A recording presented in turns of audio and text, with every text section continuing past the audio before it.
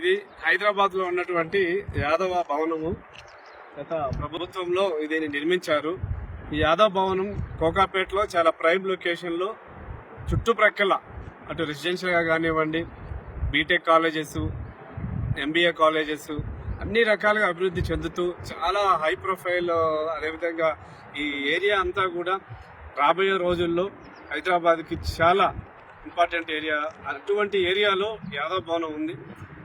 తెలంగాణ రాష్ట్ర వ్యాప్తంగా అనేక మంది యాదవ్ విద్యార్థులు ఈ యొక్క కోకాపేట, ఈ ఫైనాన్షియల్ డిస్ట్రిక్ట్, చుట్టుపక్కల గచ్చిబౌలి ఏరియాస్ లో అటు చదువు పరంగా, అదేవిధంగా వాళ్ళ ఉపాధి కోసం ఉద్యోగాలు చేసే వాళ్ళు చాలా మంది ఉంటారు. ఈ యొక్క యాదవ్ భవనము ప్రారంభించినట్లయితే చాలా మందికి ఉపయోగపడుతుంది. ఈ రోజు ఇక్కడ ఒక్కొక్క 1 BHK మినిమం 20,000 నుంచి 30,000 ఉంటుంది. పేయింగ్ గెస్ట్ ఉన్నారన్నా కూడా 15,000 దాకా అవుతుంది. ఇది ఓపెన్ అయితే చాలా మందికి ఉపయోగపడుతుంది. ఎవరో కేసీఆర్ గారు కట్టించారు అందుకని చెప్పి మేము ప్రారంభించట్లేదు అనే ఒక ఏదైనా ఉంటే దయచేసి పక్కన పెట్టి ప్రజాధనంతో కట్టినటువంటి యాదవ్ భవనం ప్రారంభిస్తే చాలా బాగుంటుంది.